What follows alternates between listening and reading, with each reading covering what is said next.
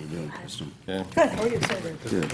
All right, good evening, everybody. Welcome to the May 18, 2026 regular meeting of the Village Board of East Aurora. For those of you who can join and would like to, please stand for the pledge. I pledge allegiance to the flag of the United States of America and to the republic for which it stands, one nation, under God, indivisible, with liberty and justice for all.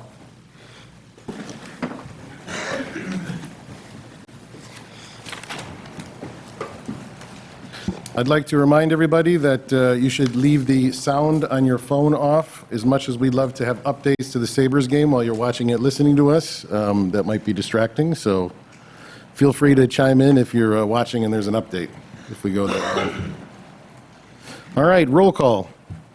Trustee Lizikis? Here. Trustee Cameron? Here. Trustee Bojanowski? Here. Trustee Camp? Here. Trustee Raby?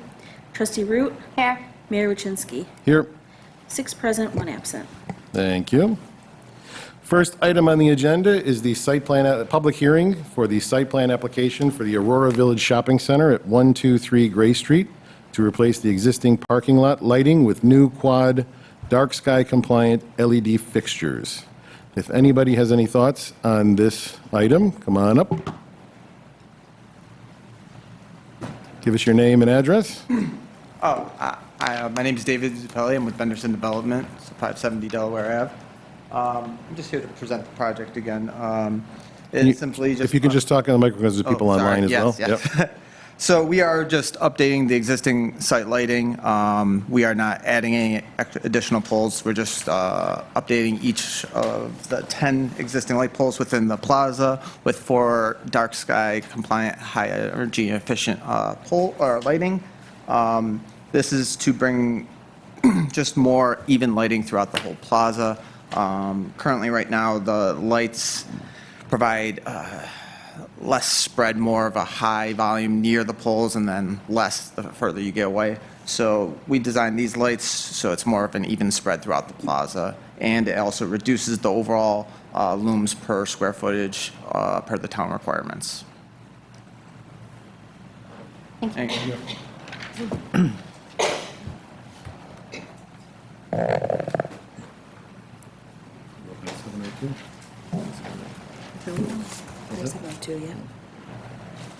Anyone else?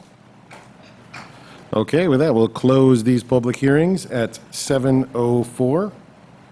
Up next is a familiar friend of ours, local law amending the Village Code, Chapter 112, demolitions. If anybody has any comments on the proposed local law, please step up to the mic. Open the public hearings at 7:04.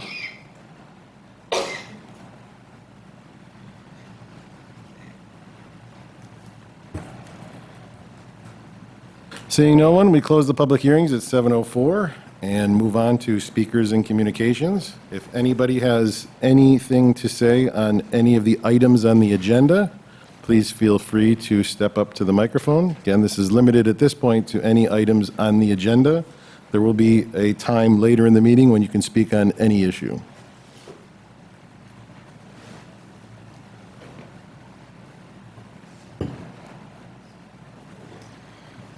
Talkative bunch today. Yep. Okay, moving on then to our consent agenda. So we have it listed: approval of the minutes from the May 4th meeting, approval of the latest payments for a total of $53,016.74, approval of determination of non-significance pertains to the seeker, a negative declaration in the matter of the amended site plan application for the Aurora Village Shopping Center, which we just heard about. Site plan application also for the Aurora Village Shopping Center for the LED fixtures. Peddler solicitor permit for Michael Yohe to operate a horse-drawn carriage. Temporary use permit for Baker Memorial United Methodist Church to do the Strawberry Festival. Permission for the mayor or his designee to sign the engagement letter with Heather Giambra for continued labor attorney services. She's moved to a new firm. Set public hearings for June 15th for a rezone and minor subdivision application at 270 Quaker Road. Appointment of 3 new members to the East Aurora Fire Department. Thank you for stepping forward. Refer to the Planning Commission the June 2nd special use permit for 649 Main Street. That's the Bank of East Aurora for a potential new restaurant, and budget adjustments for the 25-26 fiscal year. Does anybody want to remove any item from the consent agenda? Okay, can I have a motion to approve the consent agenda? So moved. Motion by trustee Lazikis, second. Second. Second by trustee Kemp. All in favor? Aye. Aye. Aye. Opposed? And the motion carries. Under Section 5, Official Considerations, I would like to add 2 items to the agenda. The first item I'd like to add is item D, public hearings to extend the moratorium on the trimming of trees, street trees. I'd like to have that public hearing on June 1st, 2026. The background for this, we've been working with NYSEG and trying to get an agreement that limits their ability to cut trees, limits the tree box, basically what we've agreed with the committee, but we have not received that signed agreement back from NYSEG. We expect to have it, but if not, we want to make sure that we hold the public hearing so that we can extend the moratorium and not be caught with an open moratorium, without the moratorium, because it'll lapse. So this would be to set the public hearings for June 1st. Okay. Do we know how long we want to extend that moratorium? I don't know if we have a plan from NYSEG on when they're going to dot their i's and cross their t's. Well, they have said they will provide it to us so that we don't have to extend the moratorium. However, We've heard that for a little while. so we just want to be safe. Okay. Yeah.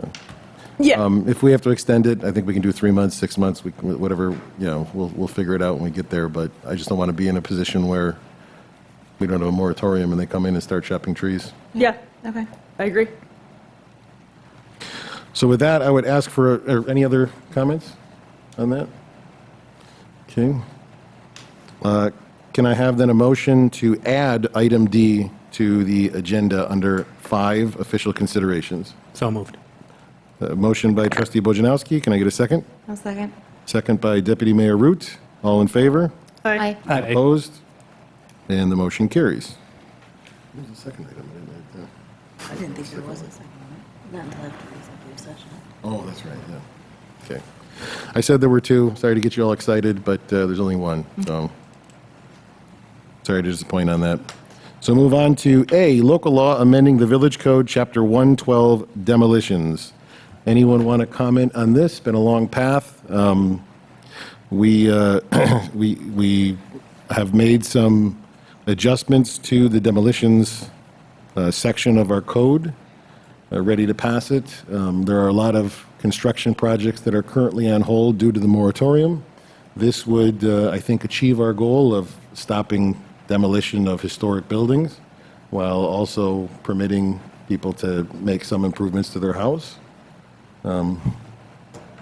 Any comments? The only thing I'll add, we talked about this a couple hearings ago, but I thought this was a great sense of collaboration, both among the board and with the Historic Preservation Committee and with the Code Enforcement Office. I think we struck a really nice balance between the goal of preserving the community and allowing people the freedom to develop their houses as well. So I just commend everybody. I think it was really well done. Yep. Great. This is a roll call. Oh, we need a motion first, sorry. I want to move to approve the local law amending the Village Code, Chapter 112, demolitions. So moved. Trustee Cameron, second. Second. Second by trustee Bojanowski, and roll call.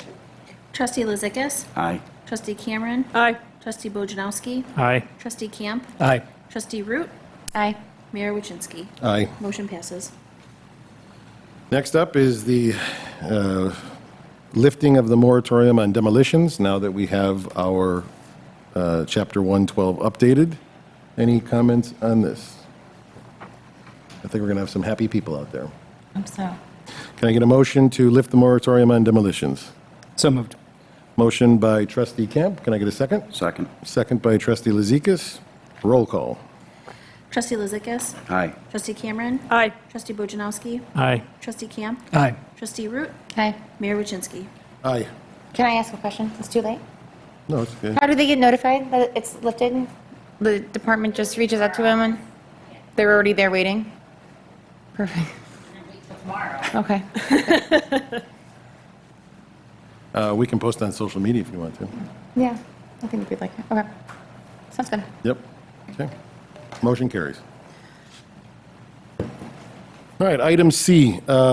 We met with former trustee Paul Porter. I think trustee Cameron and trustee Lizikas worked together with him on the board, right? You were on the board together with him? He has been the ADA coordinator to ensure that we are working in the spirit, not only the law, but the spirit of the ADA. We had a long conversation with him. He does want to become more active and is looking for projects for us to do and want to be included more. I told him that that was great and that we would like to promote him that I would like to appoint him for another year in that position. I think it's on basically us to make sure that we're using him. He's a really intelligent guy and he understands a lot of the restrictions that we don't. So I think this is a great appointment. Any comments on appointing Paulie? Okay. Can I then get a motion? Oh, actually, it's got to be mine. I move then to appoint Paul Porter to the position of the ADA coordinator for a one-year term ending April 5th, 2027. Can I get a second to that motion? Well, there doesn't need to be a Second. second, just a No roll call. second? Oh, sorry, no second. Maureen's already yelling at me, and we're still early. Trustee Lizikas. Aye. Trustee Cameron. Aye. Trustee Bojanowski. Aye. Trustee Camp. Aye. Trustee Root. Here, aye. Mayor Wachinski. Aye. And next is item D, to set public hearings to extend the moratorium on the trimming of street trees on June 1st, 2026. We talked about it when we added to the agenda. Any additional thoughts? Then can I get a motion to extend that moratorium? So moved. Motion by trustee Camp. Can I get a second? Second. Second by trustee Cameron. Yep. All in favor? Aye. All opposed? And the motion carries. Next up in old business, we have traffic study. A reminder that the Center Street traffic study is in the queue for South Street Center. I didn't know if anybody wanted to take any further action on that, or if we just wait to see the results of that traffic study. I'm happy to see the results. I think we will Yeah, see. I think Wait and that's see the okay. results, yep, okay. And the second issue was Pine Street. If you remember, when we spoke to the county, they were willing to do a traffic study at any road that we chose. Their parameters are 200 cars, or vehicles, sorry, 200 vehicles need to be coming in from the side road in order for them to approve a stop sign. So even though it's maybe not the best location that I would think of at Girard, I think that has the best chance of overcoming that threshold. So we could look into the other streets, but I think your chances are lower for them to get that volume. Obviously, the community feels strongly about doing something out there. My personal thought is that we do this as a first step. We'll see how it comes back. If it does come back that it's a yes, maybe we can then negotiate with the county. If they're going to put a stop sign in anyways, then we could move it to another street possibly. And if it comes back no, then we can go back to the drawing board and see what we can do, whether it's a crosswalk or taking over the street, after negotiations, getting something back, whatever it would be. Yep. Yeah, I think that sounds good. I also want to point out, I'm sure people have seen them. The chief and the police department have put out speed control monitors on those two intersections as well. We're collecting data on that and seeing it, and I think the chief would report if he were here that we are not seeing excessive speeding there. I mean, I think there's a perception issue among people. Doesn't mean that there's not a confusing right-of-way coming around Porterville to Pine. Doesn't mean that there isn't occasionally a fast car, but we're not seeing the sort of elevated speed pattern that I think was our main concern at the last hearing. So it's good news, I think. But it doesn't mean that there isn't confusion that can't be addressed, pedestrian safety issues, better traffic flow that we could look into. So just wanted, I'm sure people have noticed those traffic monitors. That's what they do. It's not only just enforcement and education, it's also so we can collect data on how fast cars are moving through that area. I think we should also share that somehow with the public, that report, Yep. Yep. instead of just hearing it from us. Yeah. Yeah, Good idea. We spoke about posting it on the police page and then posting it to the other one. the chief asked to wait a little bit as they're getting more data so that we can post the final. I can say that I'm really impressed with how the chief has handled this, so much so that for the first time in 20 years, the chief police of East Aurora has actually pulled over cars. That's how seriously he took it. So he's been out there. I know Lieutenant Waldron has been out there studying it. So they're definitely taking it seriously. But I would say let's wait to get the final report, and we'll then post it, of course. Yeah, it's important. Okay. Yep. All right. Then I think we need a motion to, if we can do that, a motion to submit a report to Erie County Highway requesting a traffic study on Girard at the intersection of Girard and Center. Or, sorry, Girard and Girard and Pine. Girard and I Pine. hope, And this is in addition. I'm on a different time zone. Yes, now. you're forgiven. This is in addition to Center and South, right? This is not. Center and South This is is not a in the queue? reprioritization that's No. already in the queue. This is to authorize another No. one. Nope, yeah. this is an Yep. just addition. things we want to do right now. Yep. Yep. So moved. Second. Trustee Bojanowski, motion, second by trustee Luzikas. All in favor? Aye. Aye. Opposed? Motion carries. Next up is new business. There is a proclamation for National Public Works Week. Unfortunately, our foreman is not here. He's also away at a conference. But I would like to just read, my link isn't working, so I'll find it. You want to hear? What page is it on? I could do it. I 58. got it, I got 58. In Maureen's defense, she said she'd print it out, and I said, no, we need to save paper, and no, and here we are.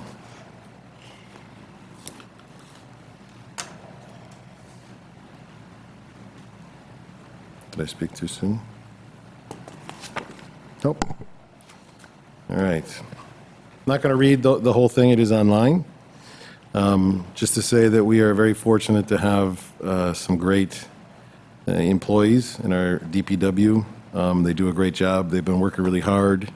They're responsive to issues every time we have something pop up. They really love this community and appreciate the residents and are really thankful for that. I think we can add here that if it's okay, we could disclose that there was a special guest today at the DPW. Oh, yeah. I cooked them breakfast. I think we need to really truly understand this statement. You did not buy them breakfast. You I literally went and cooked them breakfast. That's awesome. Bought the eggs and sausage and ham and Yeah. rolls, and no. no, it was good. No, they appreciated it, and I hope nobody got sick from my cooking. I don't think they did. I just think we can make mental note for Mayor Week, and we'll see how that goes. It's on me.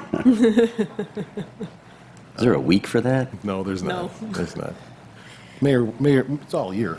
It's Mayor, it's all year. You get one lunch a week.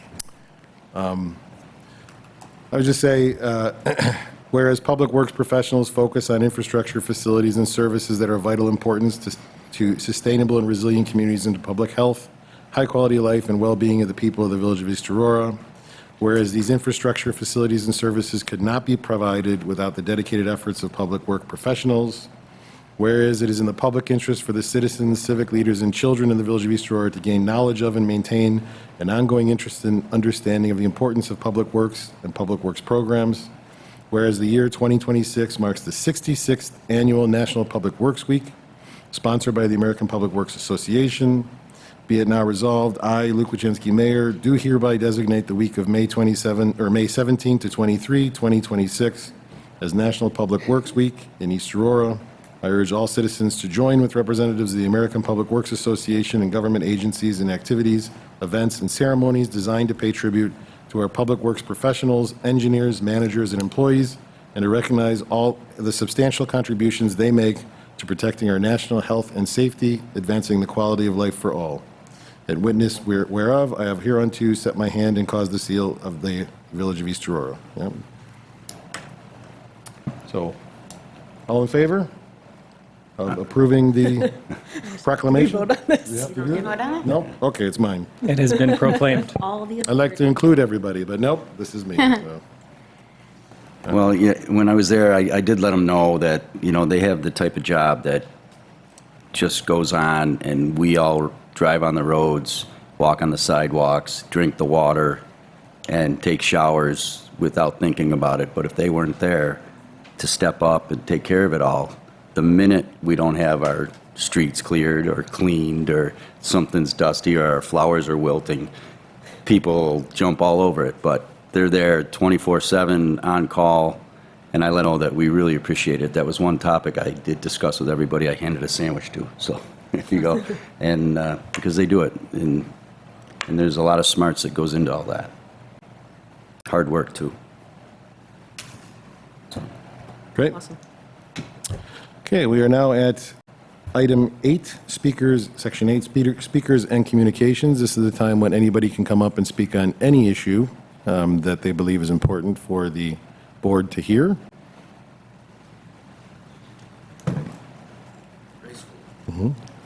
Hello, my name is Clinton Brown. I'm with Clinton Brown Company Architecture, 403 Main Street, Buffalo. We have the privilege of working with Carter Development Group and this board in the past on moving forward a nomination of downtown East Aurora's Main Street for listing in the National Register of Historic Places. And I'm here to give a quick update. And I have a handout, if that's okay. Yes, please. Thank you. Thank you. There's a map. There is a map on the back that shows, for the visually acute, what the district looks like, but roughly it's 0.2 square miles in the heart of the village. And it is bounded by Whaley Avenue to the west, Pine Street to the east, includes a portion of Olean Street, Elm Street, Riley Street, and the north side of Millard Fillmore Place. There are about 38 buildings that contribute to the historic significance of the district. That's a term we use, that they are part of the statement of significance of why this district is nationally significant. We will get to you in about 2 weeks the formal nomination for your review and comment, and as part of that, we will be informing giving that to the State Historic Preservation Office. They will reach out with a letter to each property owner, letting them know their building is part of the historic district and asking them to comment on it. They can choose not to comment. They can comment that they're in favor of it, or they can comment that they are not in favor of it. However, Carter Development Group has done a really model job of reaching out to everybody. We don't expect much, if any, opposition to listing in the district. You, as a body, will be asked to comment. You can choose not to comment, or you can choose to say you're not in favor of listing, or you can say that you're in favor of listing. The reason you'd be in favor of listing is National Register of Historic Districts are important for community pride. What everybody knows about this as being a place worth visiting will achieve national official recognition as one of the most significant places in the United States of America. There are only about 100,000 of them, and it's a big country. The other important factor is that the code enforcement officer has some flexibility with an officially designated historic building in achieving the same level of public safety and alterations to it, but perhaps by alternative means that protect historic features while not diminishing public safety. Finally, buildings that are commercial buildings where the owner undertakes a substantial rehabilitation will be eligible for a federal income tax credit of 20% of the costs of that rehabilitation if they go through and ask for it. Otherwise, no property owner has to report to anybody new for any exterior or interior alterations to their building, because this is at a level that does not require local review in addition to what already is there for code enforcement, planning, and zoning. It does, in terms of protecting community character, give people some opportunity to voice why this place is significant. There will be, a nomination will be a history of how it came to be and why it meets national criteria. And the reason that's important is that planning and zoning alone do not protect historic character. And historic character is what people want to have in addition to having a building meet planning and zoning standards. But they don't deal with historic character. This is an opportunity, jawboning, but not enforcing another criterion for consideration of whether something's right for a community or not because it's in an historic district.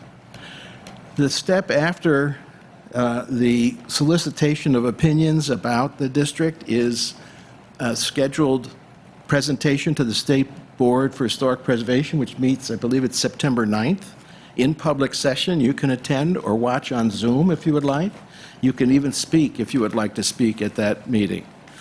That information will be circulated to you. The board is going to move this forward. Otherwise, the staff wouldn't be presenting it if they didn't know the board was going to move it forward. It goes next to the National Park Service, where reviewers will likely confirm. They will take 2 to 3 months to confirm actual listing in the National Register, and you will be notified when that weekly update includes the East Aurora Historic District. That is the sort of a summary of it. I'm glad to answer any questions or hear any comments. Some of you have heard this before, and some of you may be new to it.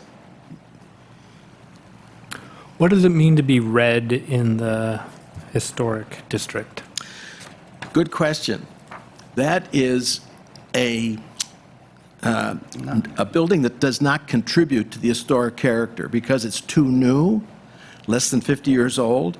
It's been irretrievably altered over time from its original appearance, or it does not meet some other criterion for listing.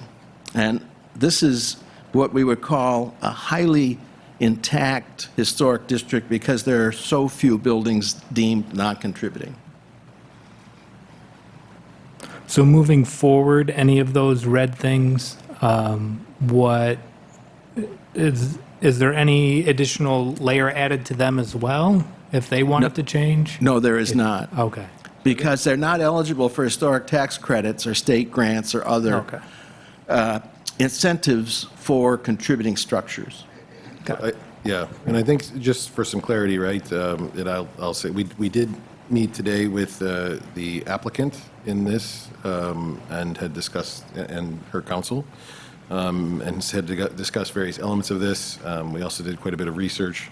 I think what's important to note here is that this is not the local regulation, so it really doesn't change anything on our planning, zoning, what we're doing. This is a state and national title, which also is actually surprisingly not restrictive for the property owners, but does allow them to apply for the tax and tax benefits, get grants, things like that. But as far as, what you're thinking of the demolition and the things that are happening to buildings, that still is within the control of us locally, and we have all of the tools that we had before to be doing that.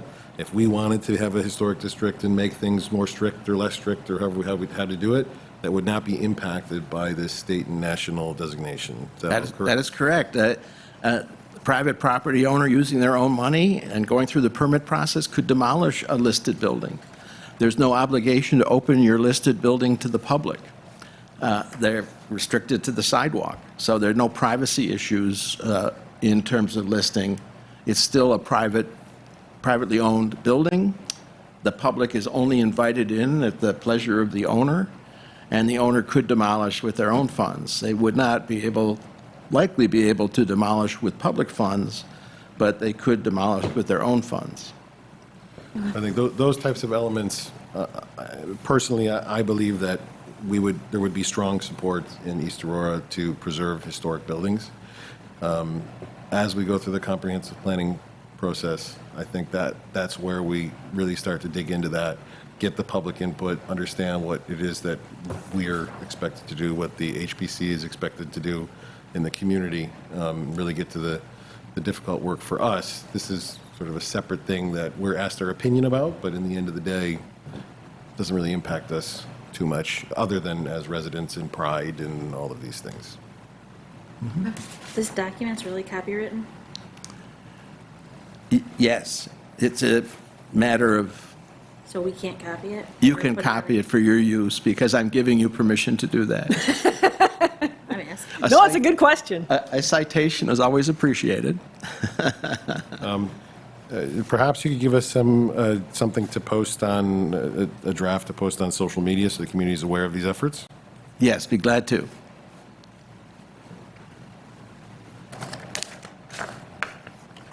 Thank you very much. Thank you Yeah, very thanks for the much for your update. time and attention. While you're here, I'd like to admit that even though some people here may think that I'm the difficult Wachensky, I'm actually the easier one of the two that you've had to work with. I have a comment about that afterwards. But I just saw Seth in Cooperstown a couple weeks ago. Thank you. Thank you. Any other comments?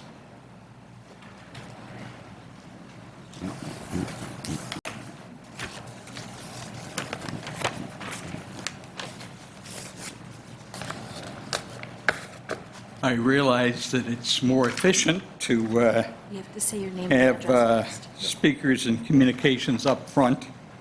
And Please get your name and Sorry, address. Kurt Colopy, 365 South Grove Street. I realize it's more efficient perhaps to have speakers and communications item number 3 essentially pertain to agenda items only.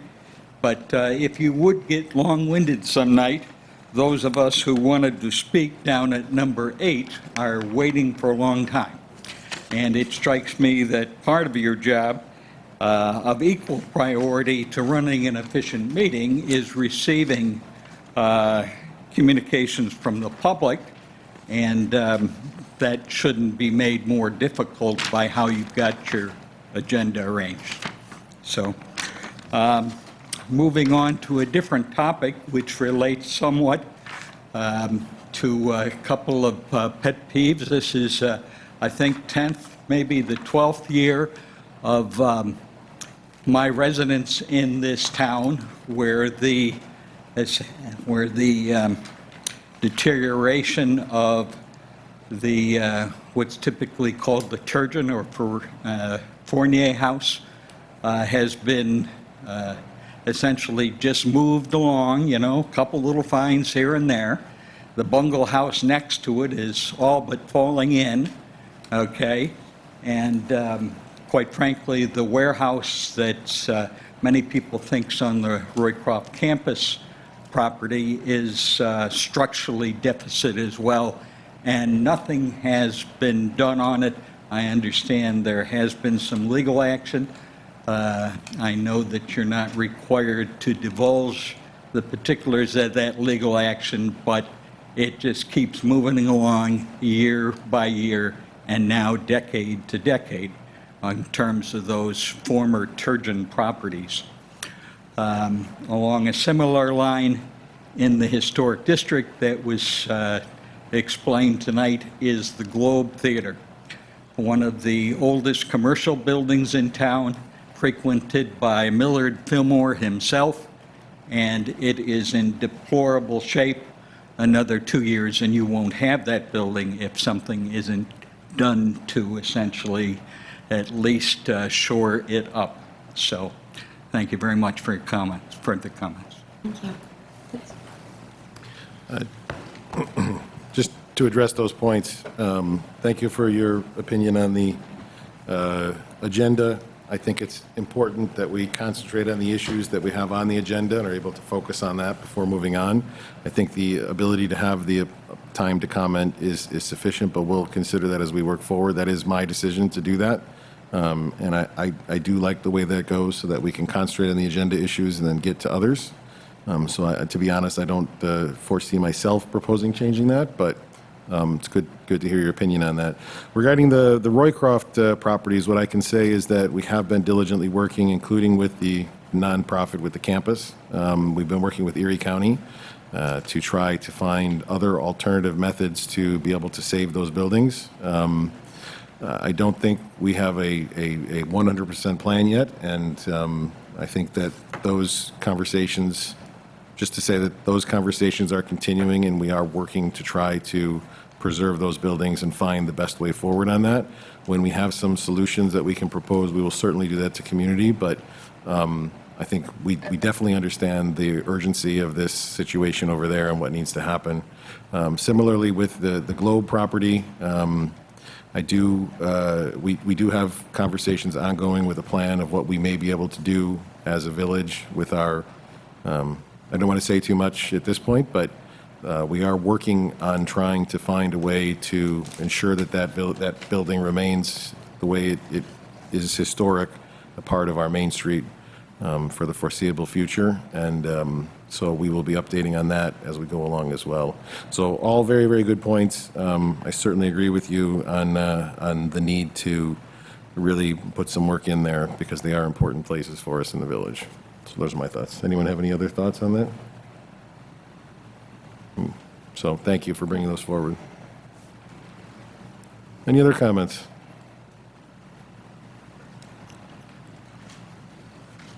You're following the president, so I don't know. That's tough act to follow. Didn't know he was going to do that. I just thought he was accompanying me because he wanted to go for ice cream afterwards. Mary Ann Colopy, Chair of the HPC. I just want to thank the board for passing the new demolition ordinance. It is something that we have been very concerned about at the HPC and talking with Liz over months, and I just want to thank you for your attention. It's really good to see that another tool to preserve and to maintain what is unique about East Aurora. So thank you. Thank you, and we appreciate your work, certainly. Really look forward to working, doing a deeper dive as we go through the comprehensive plan process. Anyone else? Okay. It's too bad. Any high schoolers could have been let go early if they had said something, but too late now.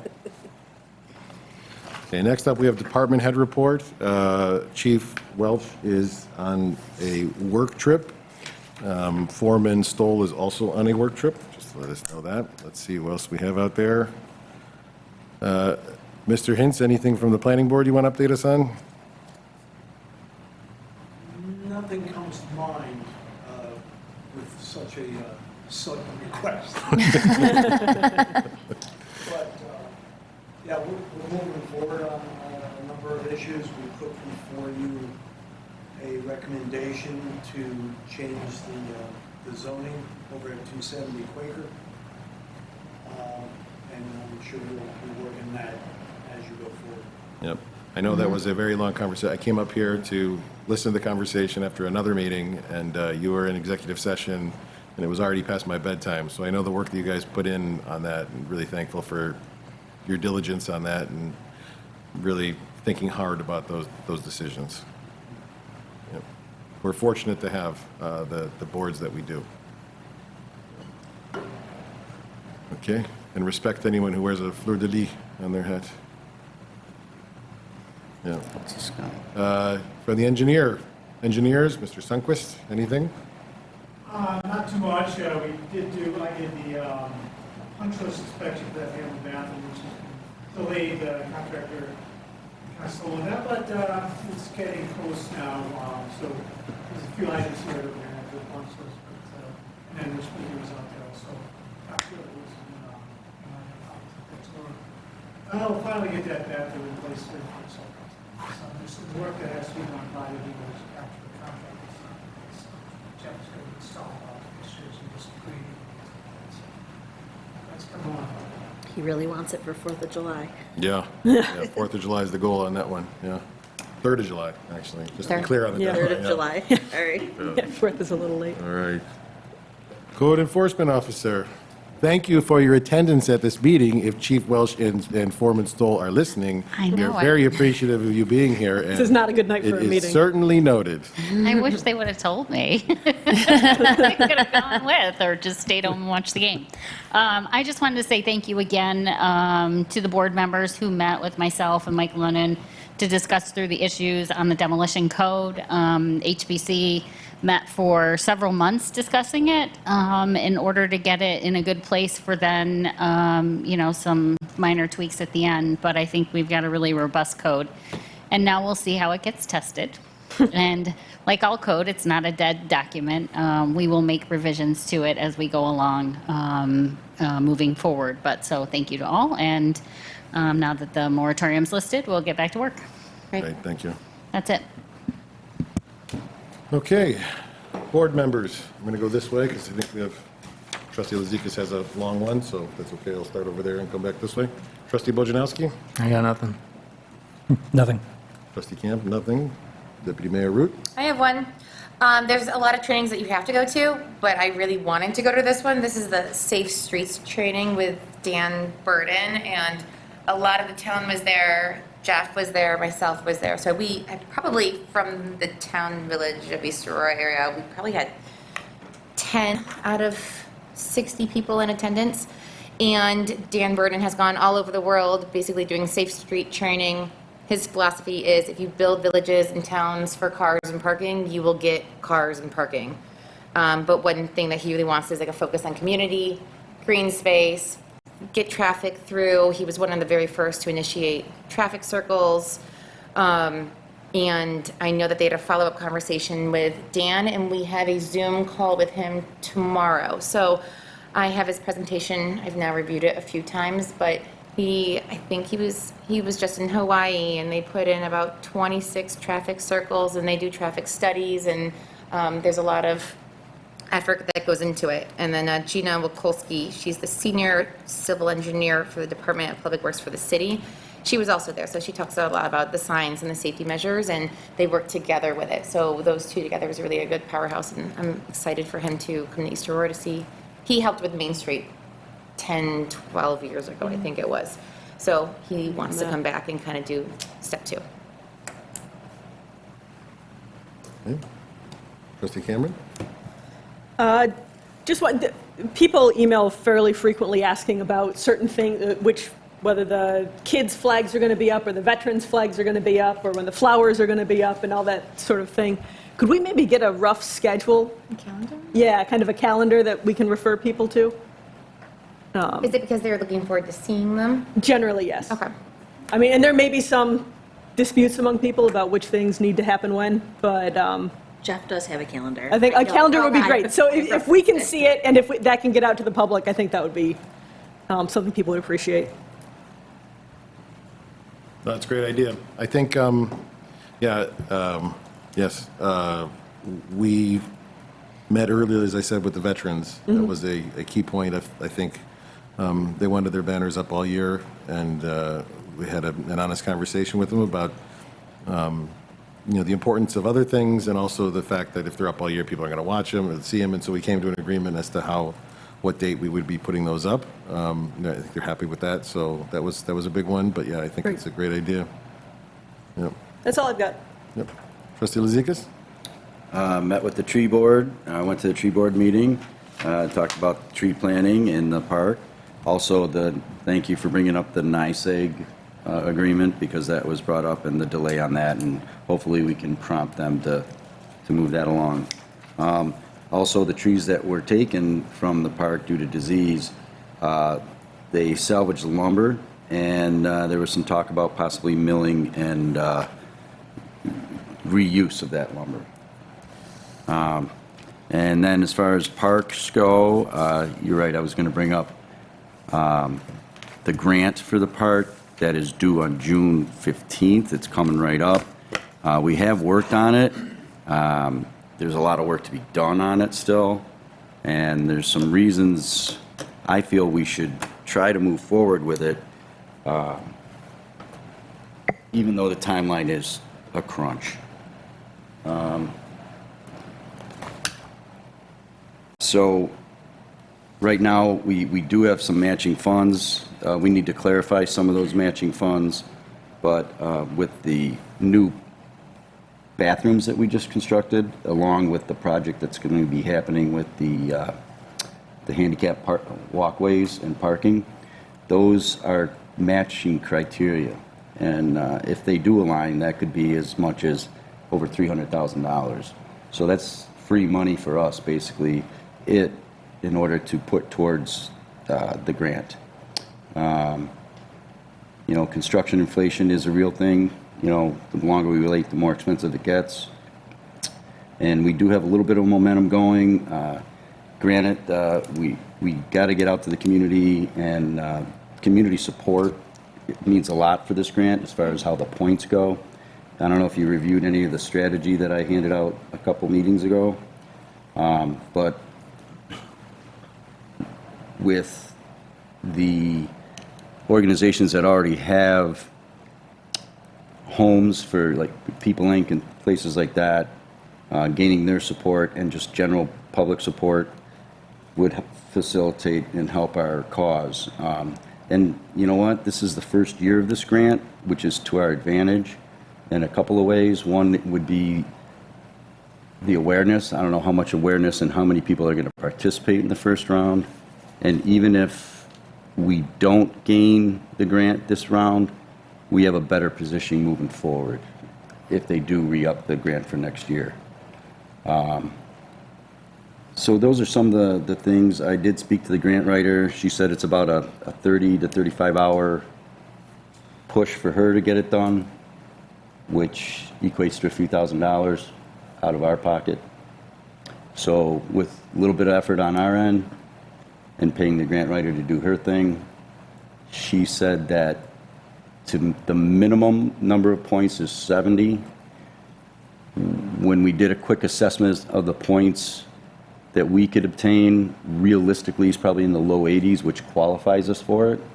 And depending on how many other people apply and how much community involvement we have, that affects the points as well. Some extra community involvement can give us some additional points, as well as that match money. The match money, the more match money, the higher percentage of match money you have, you gain extra points for that as well. So we have a potential, a realistic 83 points, 82 points, plus 2 or 3 more points would get us up to the mid-80s. Not a slam dunk by any means, but it does position us better in the long run. And I feel it's worth making a run at it. I love the goal.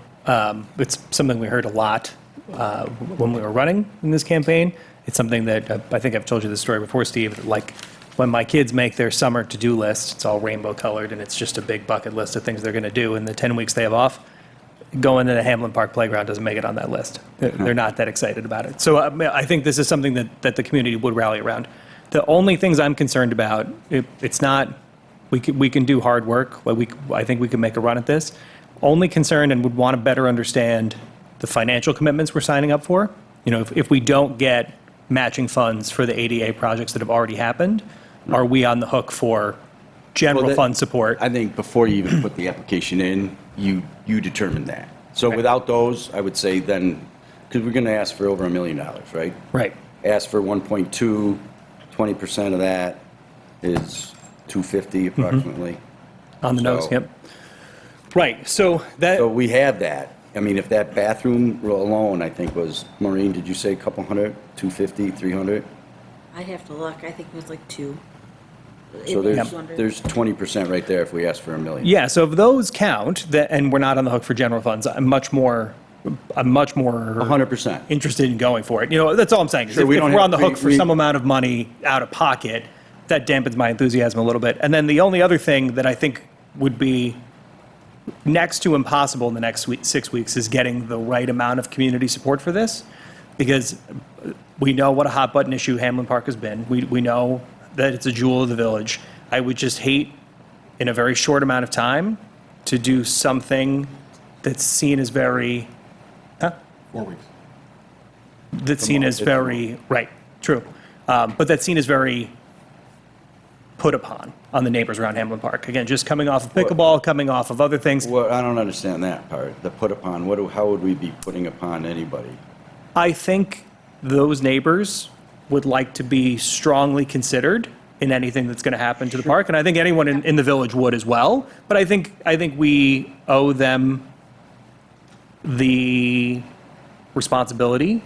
We owe them the decency to have a full conversation with them about what's going to happen in the park. We have had that somewhat. There are people on the Parks Committee that are around the park. I've personally, for the last month, gone, I'd say 3 or 4 times just to speak to parents. And everyone was a positive impact, positive conversation. Another factor that if we were to apply for it and gain the grant, the formal design, it's more of a conceptual design for the approval. You can tweak the design and have as many public sessions moving forward as you like to get the input for. So if we move forward with the company, for example, the Parkitects, I'm looking at them, and a lot of these playgrounds are fantastic, and I think that we're a blend of somewhere in the middle of all of these. Are you locked into who you're applying with to move forward with the project? Well, that's a great question, because they would be doing a lot of the legwork Right. as far as the design, and they'd be providing that with the expectation that they are going to To finish conduct the it, because product? they also coordinate contractors to do the installation, and that's part of it. So that, basically, they have the system all ready to go as far as all those ducks in a row. I think there should be another conversation or two before we formally say, yeah, let's just go and do it. But I think it's doable. It would be, but I would feel obligated to go with whoever helped us get across the finish line. Right, they're putting in a lot of work, and their expectations Sure. are there. So with that said, and I think any monies or fees that they would charge can get rolled into our match as well. So the manufacturers they don't represent any one manufacturer of playground equipment either. So I know they use a few different manufacturers that are their preferred, but as far as the design and implementation of it, they're not just dead set on one or two. Okay. So I think we could bring different. Different ideas Is to that them, what, so they can reach Tim, out to is that what you got out of when we met with Parkitects? Yeah. I mean, one thing that I would like to ask of them is that if there was some sort of other manufacturer that they don't currently have, and it's something that we come across where it's like, wow, that's something, that design is a lot different.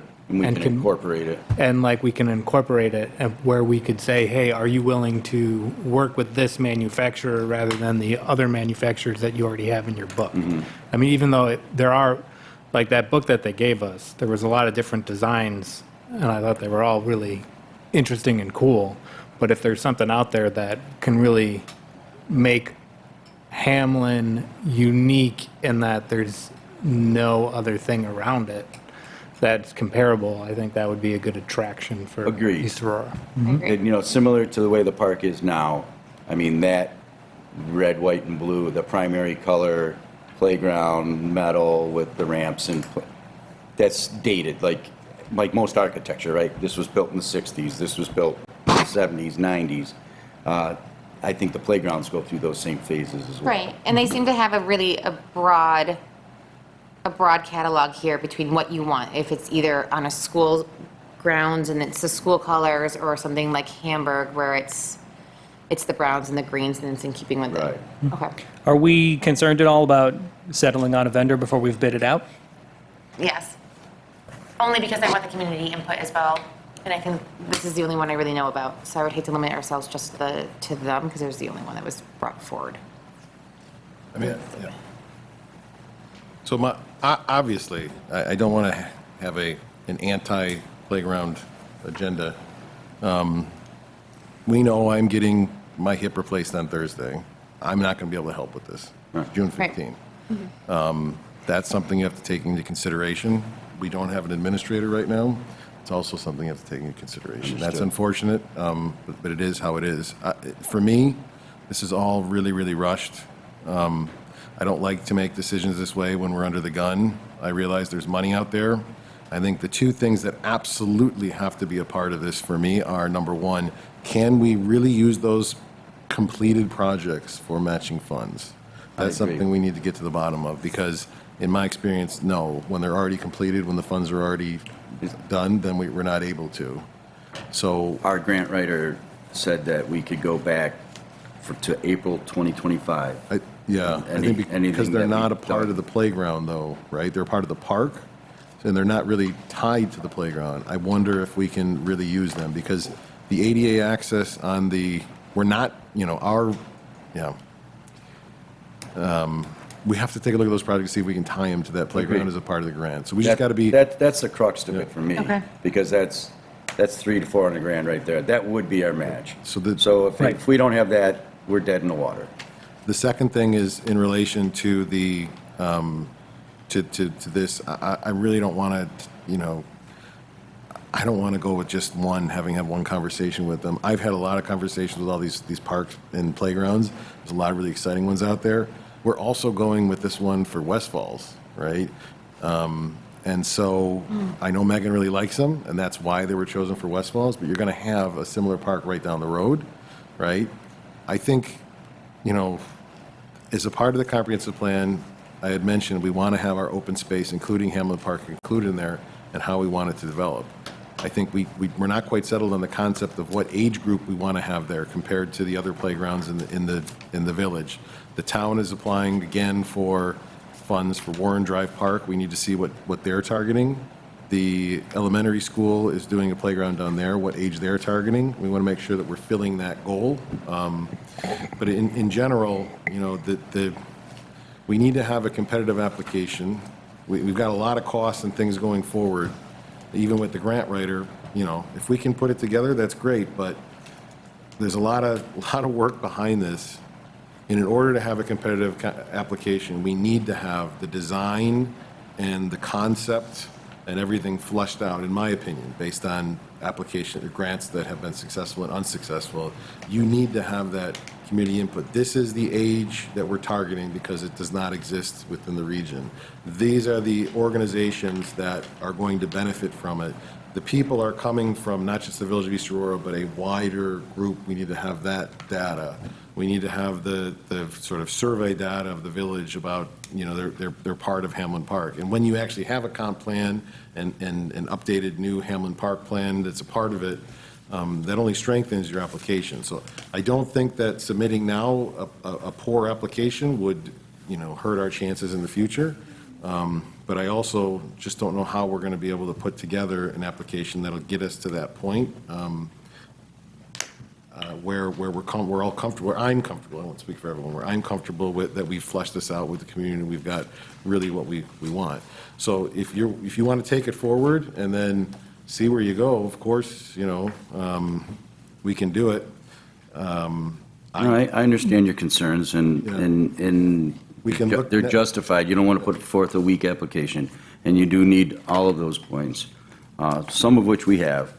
And fair enough. I will look in a little further into the matching, and if that's the first thing. Yeah, I would Yeah, suggest let's do that as quickly as we It's can. a moot issue if Right. we don't have that. Right. So Why don't we do- enough said on yeah. that. Let's do that, and then we can, because Robin's putting together our sort of grants to present to us what the sort of Comprehensive. priorities and everything. Why don't we, so it's not just to say no, because again, I really like and we do need a playground. Can you put stuff together by Wednesday? We'll talk on Wednesday and see where we're at, and then come up with a project plan that we think is realistic of what you're going to be able to do, or whoever's going to be able to do it, how they can figure out where we get and what we go. And then if we can get people to do that, then that's Are you, fine. Thursday's your thing? Thursday's my surgery. I mean, we can delay it until when I can walk again, but that's going to be another week that you lose. No, I understand. We're a year behind. Let me see what I can find out by Wednesday. Yeah. We'll go from there. So let's do that, and then we'll keep everybody else updated. I really think this is great. I don't like rushing things when we're spending not only our money, but the state's money too. Well, it wouldn't, the application may be a rush, but if the award was given, you can still decline it, number one, and, well, not that I would want to, but you could, no, I know. Don't deny a grant But- because you ain't getting it. No, I get that, but you can alter that design too. So there could be, That's you the can third- alter the design and you can gain more input at that point as well. Let's get to that final point too, because what alterations can we do after receiving? the- That, I'll find that out, the specifics, but I was told that is what you can do. In You my can change experience- equipment, you can change look, as long as your overall idea and you're still catering to the crowd that you applied for, as far as accessibility and the different communities that you're trying to gear your. That's true. You're right. We will be but we will be tied to those parts of the application that we're putting, I mean, we can't just apply for a playground, right? No. And so we are going to be tied to some, we have to put in something detailed for that application, and we are going to be tied to that. So it is, if we don't have the public input on those points at least, then that ship has sailed, and now we're going to have to put it in. And this is a really, really important topic. When we were campaigning, this is almost up there with crosswalks. Let's take it, let's see what we can do. You want to take the lead on it? Again, we'll meet on Wednesday. Sure. I don't know, I don't see. Let's find out those key points. We'll talk Wednesday and move from there. Yep. One more thing for the park. On my way here, about the walkways and pathways through the park, we need to do a clear designation between the parking lot by the baseball field, and the pathways. People think it's a frickin' they think it's a driveway. They think it's a driveway, and the play court that used to be the basketball court, there was 3 or 4 pickup trucks parked there like it's a parking lot. And that's a place where kids ride bikes, and it's right adjacent to the playground. So that bothers the heck out of me when I see people parking there. It's missigned, it's not signed, and we need a bollard or something right in the middle of that, just for safety's sake. Yeah, I don't know if that's a part of the project that we're working on with the asphalt. Did we? Is it- We're not asphalt, no, it's not. You're talking about right by the rec building? Correct. That area? Okay. It's a stone pathway, but it's wide enough that you can drive a vehicle on it, and people just think that, hey, it's okay, there's a pad out there for me to put my truck on. There was 4 trucks out there when the kids playing baseball, they were parents. So people think, and it's not the first time. So I think that's a major concern of mine, and we need just a bollard, a gate, something permanent that you can't drive your car through. In the meantime, one of the things that we have on our list on the whiteboard downstairs is that committee, the Hamlin Park Committee. So of it, the members, we haven't appointed members, and we need to. So of it, who is on that committee that you're working with right now? Andrea, Andrea's Julianne. the resident. Who else? Lowell is part of the Is he players. Is he a village resident? Yes. He is a village resident. Who said that? Liz. Okay, Lowell. Okay, then we have who's the Little League representative? I forget their name. Are they? There's a football representative and there's a Little League representative. I think Karen Holmes is the football one. That's the new one Yeah. that they want to have appointed in the position of the old person. Dan Mursky was Who on are for the other baseball residents previously. that are on that committee? Well, there's Megan Tent with the rec department, She's not a resident. and Needs to be a village resident. Yeah, village law says our committees need those residents, but, I mean, we have a committee that has already the interest already put into it, right? Right. Like Little League's in there, I'm not saying they're anti-Little League or anti-theater, but they should, I don't know if they should have a voting role in it. We should, I think, form that out into a true village committee with input from those interests. Because like, I know that the Pickleball Association wants to. Sure. They're like, why are this Little League if we're not on it? So, let's put that on the Wednesday agenda. all right. Yep. All right. All right, the Sabres are playing, so I will be quick. I met with the supervisors and fire chiefs of our neighboring towns about our dispatcher services with a proposal to hire a 5th full-time dispatcher. As you know, they pay part of the costs for those services because we provide the services to them. We don't want to make any decisions without having their input. We could, but we don't want to. It was a great meeting. I don't think that group has met together in probably 20 years, so it was really nice to talk about that and other issues related to the dispatchers. I mean, especially the part-time dispatchers, it's amazing what they do, the stress that they're in. They're just, fantastic for our community, something we really need, and they're under pressure, so we want to do that. So sort of spoiler alert here, I think we need to get a fifth full-time person to really reduce the burden. That's going to have something on the budget for us in the town mainly, but also these other communities. So met with them. We met with, Trustee Bojanowski and I met with Waste Management on a couple of potential solutions to some issues that we're facing. One of them is we requested an estimate for a dumpster for drop-off of corrugated cardboard so that people who are struggling with getting the recycling into the recycle bin would be able to drop it off on Saturdays together with the sticks and things. We also spoke about piloting recycle bins on Main Street.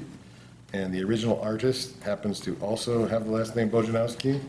And so Tom Bojanowski was in to talk about it. We've been talking to representatives of Rotary, although not the president, I don't think yet, and about doing 2 potential recycle locations on Main Street to see how that goes. And the design, because the problem is you don't get recycle in a lot of them, so it doesn't work. So we work with ACES, we work with the artists, and we're trying to come up with a design and some funding to be able to put those 2 up, see how it goes. DPW would empty them when they empty the other ones, and Waste Management is willing to give us free recycle bins so that they can put it in and put it out to DPW. So we'll see how that goes. Also talked about composting, that's more of a long-term kind of thing. Deputy Mayor Root and I met with Victoria from the Chamber about a number of different issues. One of it that we really kind of concentrated on was the potential to submit for a New York Forward or DRI, Downtown Revitalization Initiative grant, which would be in September. So we will continue to have those discussions with her and others. We met with the Erie County Sewer and with the American Legion. They have a septic system. They've been trying to get connected somehow to sewage, and I think we are on a very good path with them. So hopefully that works out. Keep your fingers crossed. The representative, Dan Burden, will be, so that's in the past. Coming up, Dan Burden, we'll have a conversation with him about the potential, see how much it'll cost and what contract that would be for him to come out and to continue his work that he did when he started on Main Street. I'm meeting with the ROC about potential housing options in the community. We have another meeting with the Chamber, and we also have a deer management meeting with the DEC tomorrow at 10. If anyone can attend, I have another meeting. I'm going to be late to that, so you got that? Tomorrow at 10, so anyone who can make that would be great. And with that, I think that's it. All right, so with that, I think we will now, I will ask for a motion to enter into executive session. The purpose of this is to interview candidates for administrator and to have one final discussion about village attorney. I do expect that potentially we would have a decision at the end of the executive session, unfortunately for you. But so can I have a motion to enter executive session to discuss those issues? So moved. Second? Second. Trustee Camp, second by Deputy Mayor Root. All in favor? Aye. Opposed? Motion carries. All right, thank you. Where's the deer meeting? Kevin?